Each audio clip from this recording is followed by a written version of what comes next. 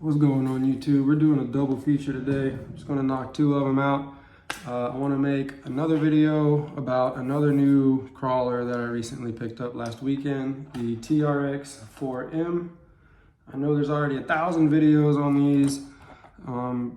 Something I've noticed from watching all of these different videos is some people just do not know what they're talking about. Like, some people explain why you should do this mod or why you shouldn't do this mod, and their reasoning, they make no sense. And you'll watch another video and someone's telling you the exact opposite. So I'm not going to tell you what you should or shouldn't do. I'm just going to tell you my experience and the things that I like and dislike about it.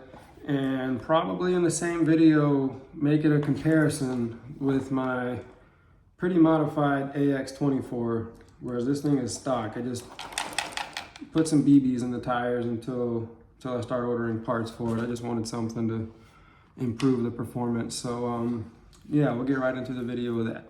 All right, the TRX4M in all of its glory. First, I would like to start off by saying that I love the detail in this thing. They've put great attention to detail. I mean, you have a little gas lid, your door handles, your Safari roof that's clear up there, the roof rack. It comes with a little gas tank, a high lift jack, it's just hollow plastic, not a tire under there. But once I do get some new tires, I do plan on mounting one of these there. So yeah, the detail on it is great. It is light kit ready. You can either just get some little micro LEDs and pop them in, or you can buy the Traxxas light kit, which will kind of replace the whole thing and give you blinkers and reverse lights and all of that stuff. Body, very easily removed. Just these two little tabs right here, you just pull them outwards and they go into this hole and this hole. So putting it back in is also easy. You just snap it back in and you're good to go. So very easy to remove. You don't have to worry about Velcro or magnets. If I can just remember where the tab's at, there we go. Pretty basic electronics, but for the price, I mean, you really can't go wrong. And it is, you know, water resistant or waterproof, whatever they say. You can run it through a puddle and not have to worry about it frying out. You have an ESC receiver in one. There's no power switch, so plugging this in is your power switch and unplugging it is turning it off. I mean, I guess that's cool. It does have 3 different modes. It has sport mode, which is just like your regular drive mode with no drag brake, forward, neutral. Well, I guess you would call it neutral. It's where you have to press the stick forward twice before you get it to go into reverse. You have your trail mode, which is the same thing, except there's a little bit of drag brake whenever you let off of the gas. And then you have your crawl mode, which is just straight forward, reverse. There's no brake, so it's just forward, reverse. You don't have to press it twice, and it applies full drag brake. So as soon as you let off the accelerator, it stops moving. I'm not too familiar with, you know, motors, what's good, what's not. I do plan on upgrading all of this. In fact, I want to see if I can fit the same motor that I have in my AX24. If you didn't watch the other video, I have a Mofo ROP, little pancake motor in there with a Furatech Lizard Pro. I want to see if I can make that work in here somehow. That would be really cool because this one has very great low crawl speeds as well as high end speed for if you really are just trailing with it and you don't want to carry it down the trail and you want to drive it. I want to be able to do that. The battery it comes with fits nicely in the little battery tray. My only complaint is how they use their own proprietary connectors. I mean, I guess, you know, money move on their part, so you can't just buy and use any battery and potentially blow it up. But until you replace the ESC, you're stuck with this little adapter, which I do believe you can buy, you know, conversion adapter kits to be able to hook up different batteries or to hook this battery up to a different ESC. Pretty standard Traxxas servo. I haven't had any issues with it yet. I've been running it pretty hard for the last 5 days. No lockouts or brownouts. It's pretty torquey. It gets the job done. But it's really hard to compare it to my AX whenever this thing is very modified, has lots of weight added to it, upgraded motor. I mean, you know, spent 2 or 3 times what this one cost is what I'm in that one. So it won't be a fair comparison, but I will include some videos of this trying to drive on the same course as this. I have another little at-home course. I have 2 of them. I just recently bought another one. And I took a video last night just trying to compare the differences in the two. And I think I ended up dropping the camera, and the videos might not be excellent, but it's something to watch. It's content. So that, just snap it right on. Good to go. The suspension on it's pretty great. They're actually oil-filled shocks. They're not just springy coil-over like what's on the SCXs or the AX. So that's a nice little feature. An obvious complaint, which I see a lot of people talk about and I experience, is the bumpers, how low they are and how far they stick out. It does kind of, there are points where you get stuck. You're trying to come down a steep angle and there's a rock right here and you hang up on it. Or trying to come down this way, or trying to go up something and your bumper's dragging. But there is things that this can do that the AX can't do. You know, just my little course is out in the garage, so I've just mess around and try other things in the garage in my car that's in there. I'll see if they can climb up the back windshield. And this one will not, I don't know the angle of the windshield, it's just the back windshield of a 92 Toyota Cressida. This thing will not even begin to climb up it. It will just spin and spin and spin and spin. Whereas this one, I mean, like it was on flat surface. It just right on up it. So, I mean, that's cool. It does, I can see it is going to have its advantages over the AX, but I'm still have yet to modify the vehicle to find those advantages and see what the weaknesses are and what the highlights are, what it's extra good at. Obviously I want to upgrade the shocks or the shock mounting position to get a little more flex, because I know they say, like, you know, just because you have a lot of flex doesn't mean the car's going to drive good, but I think I need a little more than this. This is all I get before that wheel lifts up, as opposed to the AX. I mean, this thing I can almost flip the axle over before the wheel lifts up, and this thing drives great. But I guess we want to be able to side hill a little better with this one. I don't know. We'll just mess with the tuning and we'll see. We'll just add parts, throw parts at it, see what it does, see what it changes. Do some before and after runs on the course to document the changes to show you guys. But yeah, that's really all for this one. I don't have a whole lot to talk about. There's not really a lot to talk about on it. It's stock. Came with a TQ receiver. Uses 4 AA batteries. That's the only thing you need when you buy this kit, is a pack of 4 AA's, because it comes with a battery, a charger, the car, the remote, everything you need.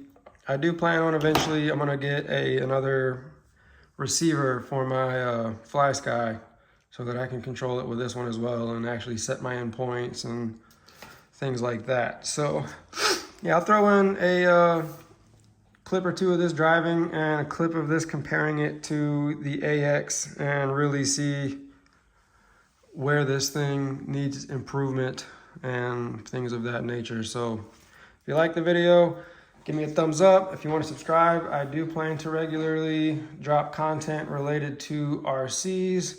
I eventually will get into making content about things I do outside of RCs, drift car, real life drift car, supermoto, show car, race car, you know, big boy toys, things like that.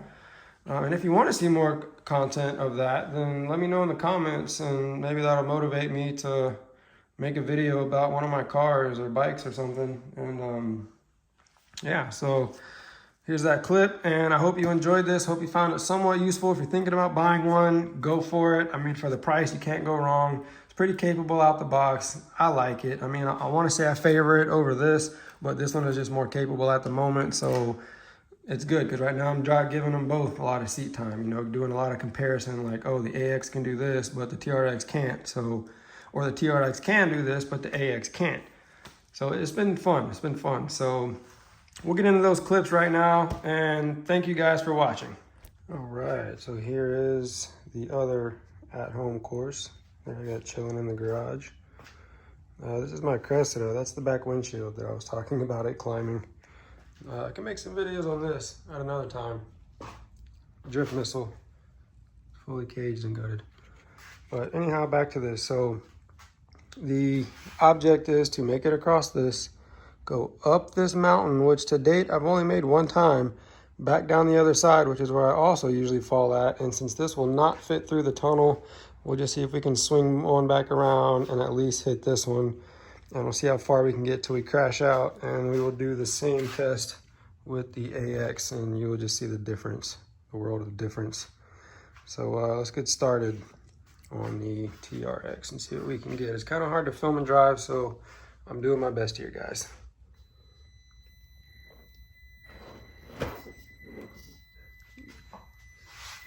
Slow. See, that's another reason now I definitely want the Tech in this one, to just have that super slow creep ability and not have to jam on the gas to get some torque to go where I need to go.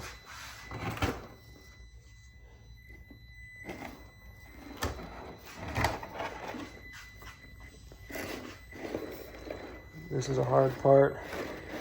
Yep, you really get stuck there and just kind of floor it and let it catch. There we go.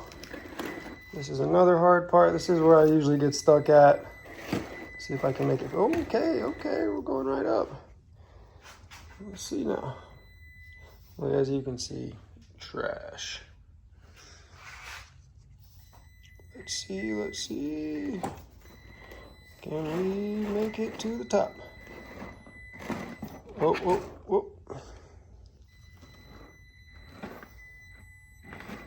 Come on. Nope, come on. Nope, now it's getting sideways. And we failed. Let's just say we made it. See if we can hit this little turnaround.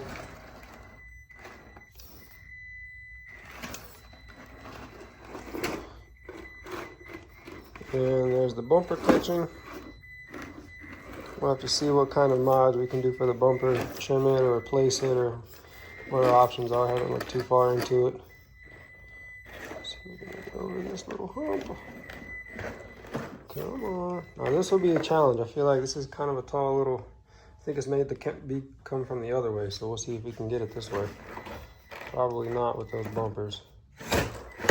Oh, there we go, just jam onto it.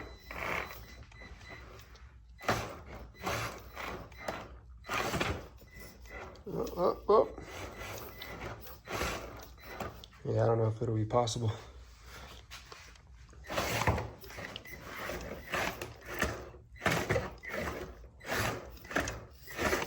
All right, well, as you can see, this thing needs some work. I mean, this course really is made for a 24, whereas this is an 18. It's not that much bigger, but it does make a difference. You can see just as the wheel base length, this one's a little longer. All right, so now I will cut back over once I have this there powered up and ready to go. All right, we're back with the AX.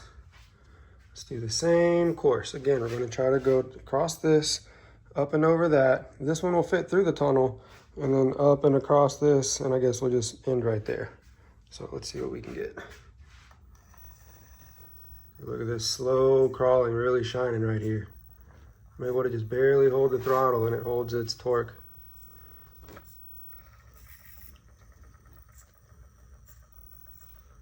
Really just creep through this.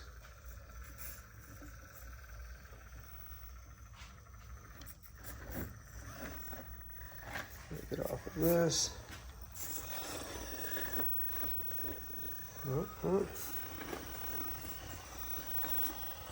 And we're just making our way right up it. No problems. This part's a little tricky to make it happen without falling, so I like to go back into straight wheel steering, or front wheel only, because when the rear's turned, it makes it more likely to tip. All right, now that we're through there and coming through the tunnel, come back over to this side. This thing's definitely sounding louder than usual. I think the motor is rubbing on something. We'll take it apart here shortly and see. Back to front wheel steering. Keep those rear wheels straight. Oh, I might have missed it. Can we fix it? Can we see it? Let's see. Hit it with one of these. And straighten it out. Oh, barely, but we got it. And there we go. Successfully navigated the course in half the time with the AX. Now let's find out what was rubbing. Something is not sounding right under here.